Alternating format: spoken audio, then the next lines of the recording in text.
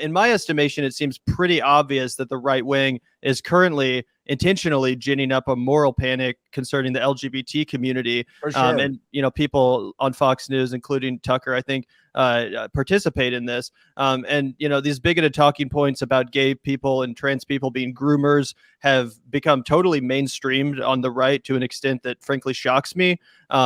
We wanted to talk about this specifically because we've seen you a couple times defending the Libs of TikTok account and its creator, which for anyone who's not aware is an account that posts examples of queer teachers, often labeling them as groomers, posting the exact addresses or specifics of trans-friendly events like drag queen story hours.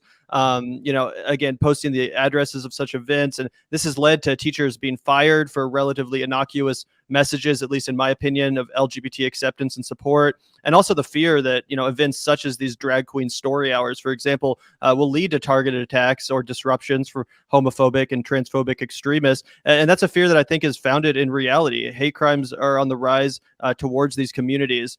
And obviously, I agree that Libs of TikTok and its creator have the legal right to run this account. I would never, ever advocate for their censorship. But I also would never defend the content of this account, which I think is just complete culture war nonsense for the most part. And like I said, pretty dangerous, too. And honestly, distracting people on the right from, some of the important issues that you mentioned we could potentially form a coalition around. So, I feel like they're really trying to accelerate these culture war talking points, these bigoted homophobic talking points into the discourse. And I was just wondering why you have found it necessary to wade into that whole debacle so heavily in defense of Libs of TikTok, at least from what I've seen.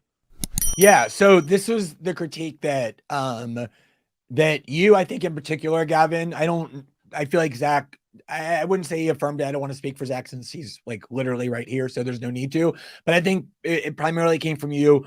The critique that you voiced that caused me to reach out to you to try and kind of explore this area a little bit better was exactly this, where you were saying essentially in the context of defending a lot of my work, nonetheless saying that you thought that there were clear differences that were emerging between myself and you guys and myself and the broader left on culture war issues, and particularly mentioned my defense of Libs of TikTok. So that was actually what I was hoping to talk about, in part because it's so interesting, because my posture towards the culture war, pretty much since the very first day that I hit create blog in 2005 on that free Google software blog called Blogspot that, changed my life. People can still read it, by the way. Yeah, it's still up, my blog. I don't know if you can still use, I don't know if Blogspot's still a thing. But my posture toward the culture war for now 17 years of my doing this as my primary work has been pretty simple, which is avoid the culture war.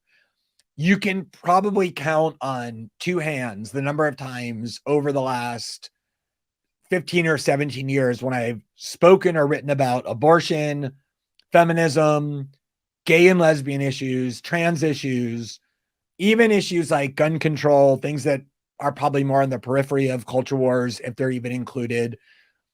And usually the only times I've ever talked about them is when they pertain in some adjacent way to other issues that I focus on. So one time I talked about trans issues a year ago. I wrote about it, but it was in connection with one of the most influential lawyers, Chase Strangio, who is trans.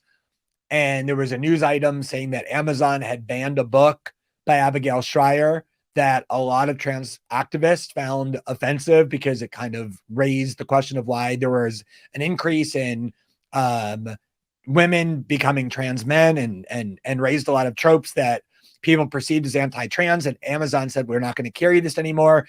And Chase, despite being an ACLU lawyer, said, this is a hill that I will die on, is getting this book banned from Amazon. And so to me, as someone who grew up with the ACLU, has free speech is, one of my top 2 or 3 causes of my life. I wrote about it in that context without commenting on the worth or value of that book. Other times, when I was defending Chelsea Manning as a hero, when Chelsea Manning announced that she was going to transition while still in a military prison where I had visited her, I wrote an article saying how heroic it was to transition while you're in the custody of the U.S. Army in a military prison in the middle of Kansas. So I'll write about it if it pertains to some issue that I otherwise focus on. But in general, I really avoid it. In part because I feel, I've always tried to use my journalistic platform to focus on things people weren't focusing on already. And I always felt like there were enough people writing about gay and lesbian issues, abortion, feminism in a really constructive and effective way. No one needed my voice on those issues. I focused instead on the war on terror, civil liberties, other things like that. But also because I do think that it's such a divisive set of issues, which isn't to say they're unimportant. Like there's probably no issue that has affected my life more than the cause of LGBT equality. So it's not that I think they're unimportant, but if you want to build those kind of coalitions that you just referenced, Gavin, I think you do have to avoid, to the extent you can, forcing your audience to kind of see you as an ally or an enemy on very inflammatory issues where you're very unlikely to change minds. You're just going to kind of signal which side you're on, and you're not going to do much more than that. One of the reasons I reached out to you guys after I heard these comments, and one of the reasons that I wanted to talk about it, is because I do think that the way in which these issues are now being talked about is so inflammatory and often so bigoted and so dangerous that I don't feel like I have the luxury any longer to just abdicate whatever influence I can have on these debates as someone with a big platform, as someone whose family is an LGBT family, who, as someone who has gained a lot of, currency and respect among people on the right, who usually will say, I think you're a leftist, but I trust your journalism. They don't typically recognize me as like a fellow ideological traveler. So I think I have a lot of influence to be able to participate in this debate, even though I don't actually want to. So just to be clear, on the Libs of Tik Tok question, it is true. Like I jokingly referred to myself as the godfather of that account one time. It was, and of course, Taylor Lorenz, who obsessively hates me for good reason. I obsessively hate her as well. Neither of our hands are clean in this regard, but her articles now refer to me as like a right-wing influencer. She's, constantly trying to include in her article stuff to undermine my reputation. And so she went out of her way to say I once declared myself the godfather of Libs of Tik Tok. That account has undergone a very radical transformation. In the beginning, what Libs of Tik Tok used to do when I actually promoted it and helped it grow was it was really just neutrally curating TikTok videos that were designed to show two things. Number one, the logical and inevitable conclusion of the most radical premises of gender ideology that people were being told they were essentially required to embrace in a way that I think oftentimes kind of valorized rather than offered compassionate treatment for what actually are mental health problems. And it was really just kind of illustrating this underbelly of this movement that was very illustrative of where these premises could actually lead if you take them literally and seriously. And I thought it was a valuable contribution to that debate. There was no inciting of mob justice, no doxing people, no trying to get people fired. It was that. And then it was also a bunch of teachers who would routinely boast about the fact that they would talk to first graders or nursery school students about things like the gender binary and what it means to be non-binary, and encouraging them to question their own gender identity. And oftentimes they would boast that they were doing it despite knowing that the school district had prohibited it or that even the law banned it. And I did think and do think that it is very valid. And I think my views have changed on this a lot since becoming a parent. It is absolutely legitimate to question and debate when you send your kids to school, especially when they're that young and don't have critical faculties yet, what it is that they're being told and taught on political and social values, whether you're sending your kids to school for that reason or not, and those sorts of things. So when I was praising that account, it was when she was doing that. since she's kind of had this very radical turn as her audience has grown to do these kinds of, I just hate all forms of mob justice, all forms of mob justice. I don't ever think mob justice leads to anything positive. I've always viewed it with concern and contempt. And I think she has largely begun and now is well into relying on and deliberately inflaming mob justice against things she regards as pernicious instead of using legitimate means to debate and discuss it, which I find objectionable. I hate campaigns to get people fired when it comes from the right or the left on the internet. I think it's often just driven by these terrible passions and there's no checks or accountability on them. So I'm very alarmed when she's doing that.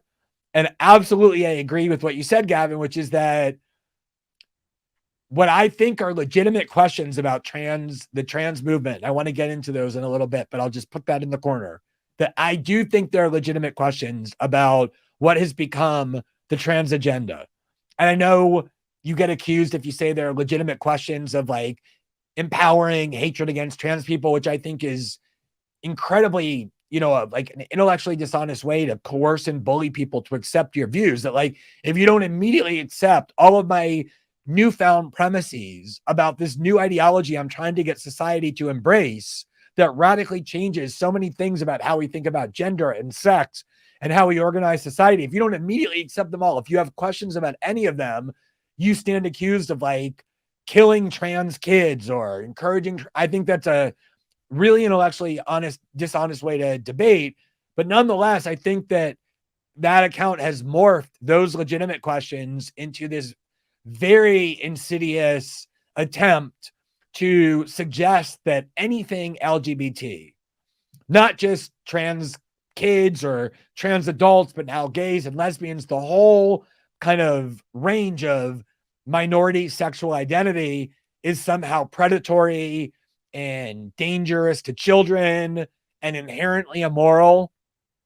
Now, the one thing I just want to hasten to add, because I do think Twitter can sometimes be distortive as a lens, is that I don't think there's anything close to consensus among conservatives about this kind of movement. In fact, as you probably heard, like 2 weeks ago, Texas tried to insert into its plank a prong of its platform, a plank that hasn't been in there since 2016, namely declaring the gay and lesbian lifestyle or the LGBT lifestyle to be abnormal. And on that basis, trying to expel the log cabin Republicans from their GOP state convention. And no less a figure than Donald Trump Jr. spoke out in opposition to this and said, this is insane and crazy to take conservatives, and try and demonize them and expel them when our focus should be on the broader fight against the establishment. But so I do think there are parts of what the Libs of TikTok are doing that are concerning. I've said that in other contexts before. I've told her that I don't agree with a lot of what she's doing now. Mm-hmm. So I don't know. I think there was this conflation deliberately stoked by Taylor Lorenz. But if there's like specific things that you think I'm endorsing, I'd love to know what those are. Absolutely. Well, first of all, I just want to say that, I agree at first, and I don't have a problem either with accounts that post like super cringy examples of liberal insanity. I think that stuff can be funny too. The real over the top kind of social justice warrior stuff. Like obviously that is ridiculous. And a lot of times it does cross a line. And I think just optically, a lot of times it's pretty bad for the left because it puts people off, especially just, normal working class people that are concerned with more kind of bread and butter issues and aren't mired in this culture war muck. So, I think there's a lot of accuracy to that, Glenn, but I also think it's fair to say that, when you were more on board with him and now you voiced these criticisms and have made it, obvious where you disagree. But a lot of people would say, it was kind of obvious that was, the real nature of this account from the beginning, or at least for a while, including while you were still promoting them. And that kind of gets back to this accusation, which of course you've pushed back on multiple times, which is that you are becoming like a right-wing media influencer or a useful idiot for the right wing. And while I'm not saying that that's what I believe, wouldn't that kind of be an example of proving that assertion in the sense that, you were defending this, oh, it's all good, until all of a sudden it's not, when a lot of people were like, yeah, but that was obvious from the beginning, and they were clearly using these coded transphobic and homophobic arguments in order to, make this, and in a sense, even potentially using you as a member of the LGBT community yourself to cover for them. So let me say a couple of things. First of all, my vocal dissent from and opposition to left-wing kind of woke tactics. And by left-wing, I just mean there's, a lot of neoliberals, a lot of liberals in the Democratic Party who are very like centrist or establishment on foreign policy and economic policy, have kind of joined hands with the cultural left to weaponize and deploy a lot of these themes about white supremacy and misogyny and transphobia. I don't think there's a big gap between, like Nancy Pelosi, Hillary Clinton, Chuck Schumer, liberals, and the mainstream, say, Bernie AOC left on these cultural issues. So when I say the left, I just kind of mean where the left and the liberals converge on these cultural issues. The first time I really started speaking out about these was in 2015 and 2016, when these issues were weaponized by the Hillary Clinton campaign against Bernie Sanders supporters to claim that Bernie Sanders was relying upon a uniquely misogynistic and particularly kind of abusive and toxic online militancy that reflected very poorly on the campaign.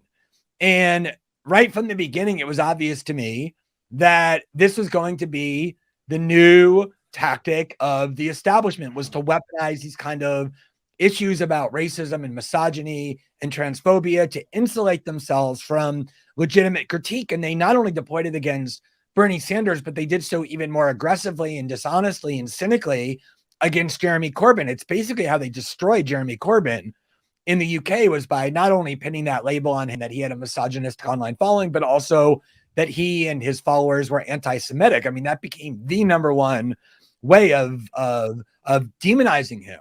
And so I am very wary of this part of the liberal left that so casually and frequently throws around these accusations. And I will say actually that even earlier, the way that I would vocally criticize this tactic was when Israel defenders did it years ago and still do it. Mm-hmm. Then any critics of Israel were anti-Semitic. This is where it comes from. This formula that if you disagree with me, you're going to stand publicly accused of the worst kinds of bigotry, is something that I think the worst political factions have been engaging in. Agreed. So this suspicion that I have of this kind of cultural leftism and the way it interplays in politics is a long-standing one of mine. Mm-hmm. And I just want to get your guys' understanding of this, because this is, I guess, what it always comes down to for me is the way this whole issue about trans equality emerged was, and you can trace this with data and people have, is that in 2015 with Obergefell and the Supreme Court ruling that it's unconstitutional to deny same-sex couples marriage equality, every last item on what had always been for decades the gay and lesbian cause was essentially won. And so instead of, I'm not saying there weren't lingering, prejudices towards gay men and lesbian. Of course there were, but really Obergefell ratified what had been the success in public opinion. Yeah. Majorities, including young conservatives, thought, of course, gay couples should be able to have marriage equality. So it was won. And instead of kind of closing up shop and saying, time to go home, we won, there was this sudden emphasis on trans issues where it had never been there before. And even there, the reason I never talked much about it was because it was such an easy issue to me. Like the idea that adults have the right to find whatever brings them the greatest self-actualization, and that society's job is to never impede that and always enable it, is so foundational to all of my views. I mean, that's the foundational ideology that led to the victory of gay and lesbian ideology. And so to me, it was so obvious. Of course, that's the same for trans issues. Mm-hmm. What ended up happening is that the agenda went way beyond that. And I don't know. Do you guys think it's valid to ask how old someone, like a child, has to be before they are recognized as trans or given access to like hormonal treatments or surgeries, or should they be able to compete in sports, or should they be taught these things in school? Like, these issues, I think, are debatable. Right. Well, a couple of responses to that. First of all, sorry, what was I going to say? First of all, I don't think it's I don't think it's transphobic to have those conversations. Whether it's the sports one or what age is it acceptable to start a transition. I don't think it's transphobic to have that discussion. But frankly, I see the right wing having that discussion and obsessing over those discussions a lot more, frankly, than the left wing, which just seems, at least from my perspective, to be more approaching it with a live and let live perspective. Leave it up to the families. The right wing pretends to care a lot about, family choice and letting the parents decide what's best for their kids and all that. And I think largely that's the position that's been adopted by the left when it comes to the trans issue as it relates to kids. This should be something that's left up to families. They're the ones that know their kids best and have that, perspective and experience. They should be the ones to decide that. It shouldn't be the state stepping in. It shouldn't be the government stepping in to regulate that or make those decisions for people, for transgender individuals.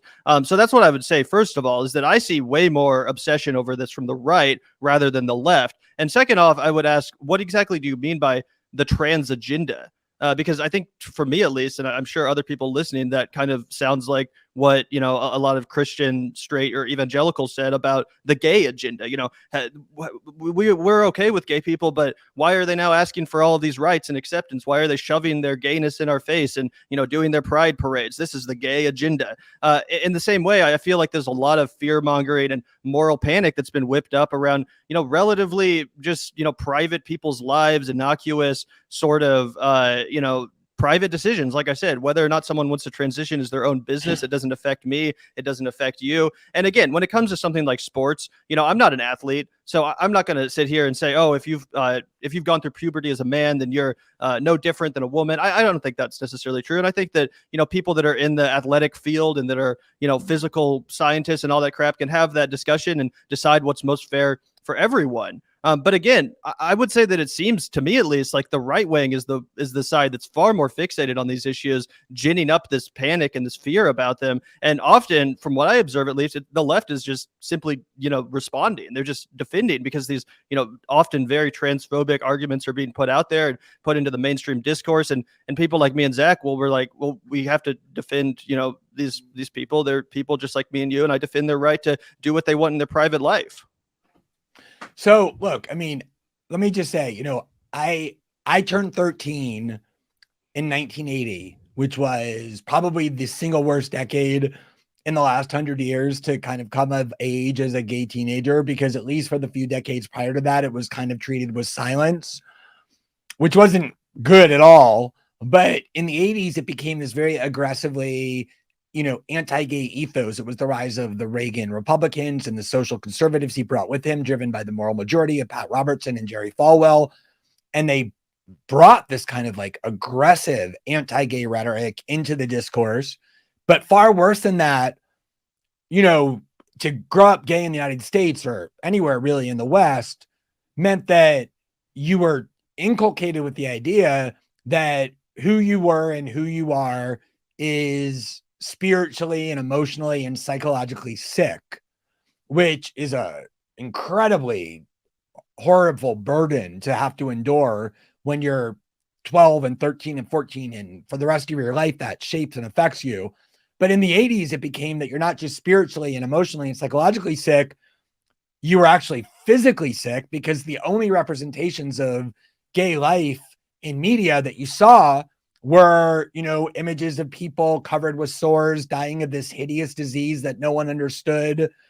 Nurses were afraid to go into their rooms. You heard all kinds of terrible stories about gay people whose partners had no legal standing and they were barred by their families from being with them while they were dying. I mean, it was, as awful as it could get to have to ingest and internalize.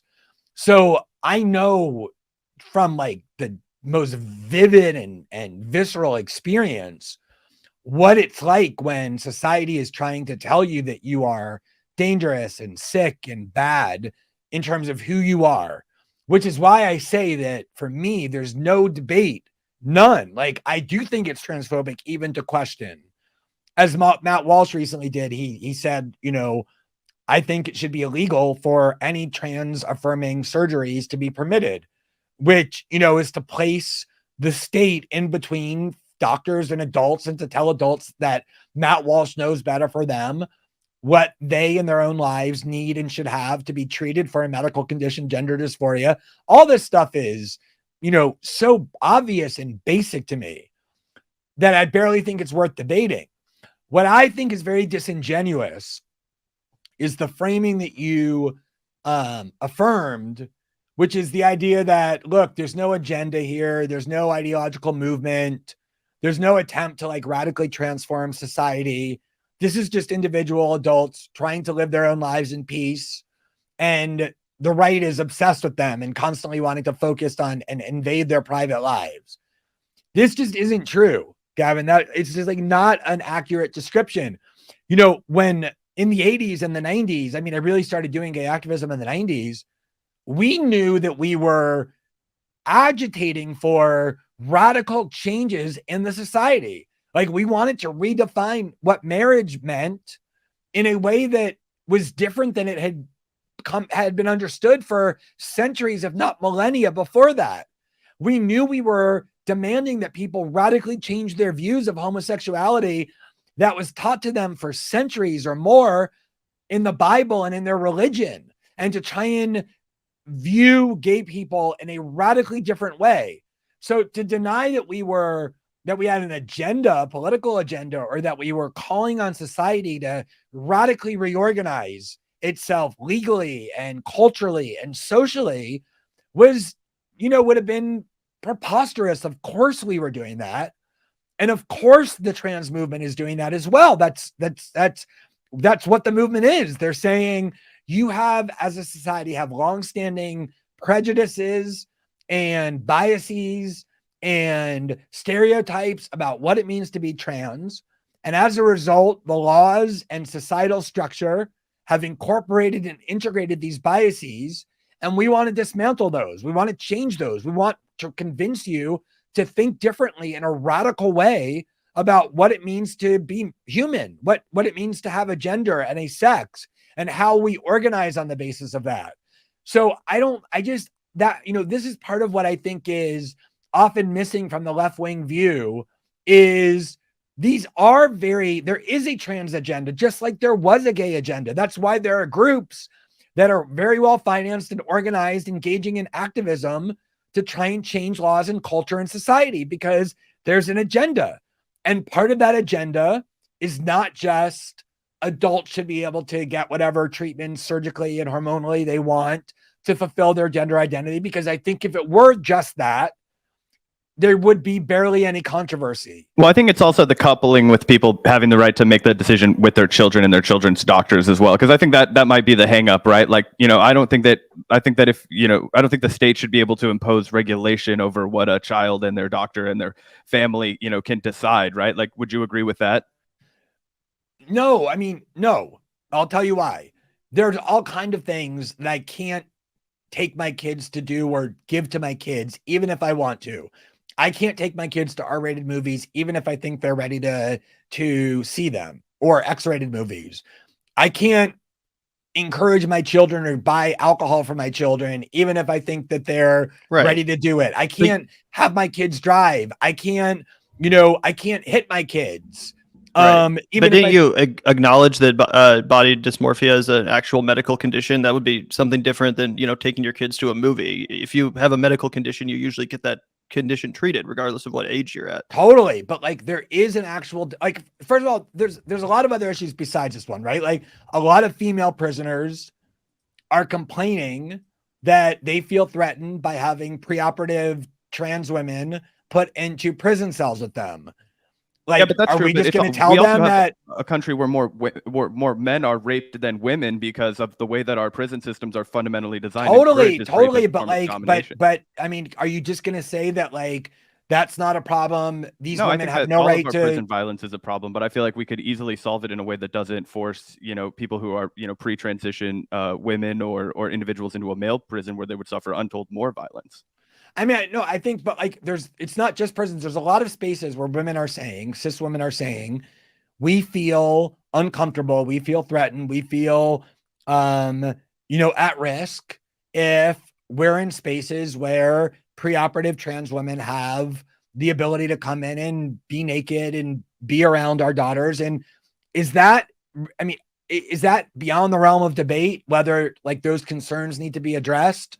Well, or just like on the issue of kids, like, the New York Times just this week, Emily Bazelon, like a writer and a very good liberal standing, like she's a very good liberal, wrote an article about the debate that is taking place within the medical community and among healthcare providers about what kinds of scrutiny should be necessary before you diagnose a child with gender dysphoria. Is like mere self-declaration sufficient at the age of 5? These debates are raging. And I don't know. I'm not a healthcare provider. I'm not a child psychologist. I don't treat gender dysphoria. So I think that these debates, society needs to be able to play these out. Like, the reason why gay and lesbians won equality is mostly not because we got the Supreme Court to force people to accept the views we were asking them to accept. It was because we persuaded them that their biases were wrong. Like, we always sought out people who had homophobic misconceptions. We didn't tell them they had to be silenced or whatever. I just think that. Well, have you tried reaching out to like trans activists or trans people to have these discussions with, and have you been met with resilience or resistance rather? Like I said, I'm not really somebody who engages much in the culture war. Like, and as I said, to the extent I've ever talked about trans issues in the past, it's been essentially to like, support the idea that adults have these rights. But I haven't, but I think you see in the discourse a lot of people trying. Mm-hmm. And I don't mean like, and I do think it's important to differentiate between obvious haters, like there is with anything, and people who are not hateful but have valid questions. Right. And go ahead. Yeah. No, I was just going to say that I think the discourse, the debate itself is not necessarily inherently transphobic. And I think that's a point of agreement, and something that I would also disagree with some of my colleagues on the left for saying. I don't think that having those discussions or debates is inherently transphobic. I guess what I'm more worried about is what I mentioned, which is that there's clearly, as you agreed, a concerted effort by the right wing to gin up a moral panic, a hatred, and a bigotry towards the LGBT community as a whole, but specifically the trans community right now. So to kind of like cherry pick these facts. Oh, well, there's these women in these prisons that don't like it or something. That may be true, and that's an acceptable discussion to have. We can talk about that. But I do worry about some people just feeding into this broader narrative, which is a moral panic. It kind of reminds me of statistics around Black crime. Like, it's technically a fact that some like in Black communities there's more crime, but you could bring that up incessantly over and over again and belabor that point to the point where you're basically just being racist and using that fact to bolster your racism or to cover it up. So what I worry is people that do latch onto the few valid arguments or good or valid areas of debate and discussion, like the trans sports thing, like the prison thing, and again they just talk about it incessantly, kind of just in service of their transphobia or their bigotry, or ignorance. Maybe it's not even bigotry, maybe it's just ignorance. Instead of just having these communities having these discussions with the trans communities or with good faith people that would give a good faith pushback or perspective. But Gavin, isn't that true of every issue? I mean, like, there are people who talk a lot about their hatred for Israel because they're actually anti-Semitic. It's like a vehicle for their anti-Semitism. I would say it's a small minority of people who are critics of Israel about whom that's true, but that is true that there is some anti-Semites who latch on to the anti-Israel argument for that reason. And you can find any ideology that can like inspire, various kinds of hatred. I mean, the guy who shut up Steve Scalise was a huge fan of Rachel Maddow and Bernie Sanders. The guy who just got arrested outside of Brett Kavanaugh's house with multiple weapons, intending to kill him, he said, until he called the police, was opposed to Kavanaugh's votes on abortion and gun control. I think you're right. I mean, I know this is why I'm torn, because I do, I support absolutely the cause of trans rights in the sense that adults should absolutely have the right not just to have access to treatment, but to have the full panoply of legal equality. And I think the society should be persuaded to treat them with the utmost respect, because there's nothing inherently immoral about being trans anymore there is about being gay and lesbian. That is my foundational belief. I think the problem is that the worst elements on each side are kind of feeding on one another. And I think this is often true with the culture war, where the both sides kind of need one another. And you can say it's blaming the victim, but I don't think you can doubt that there has become this element of the more vocal and fanatical activists who aren't interested in persuading, but interested in condemning. And you're going to create a backlash if you do that.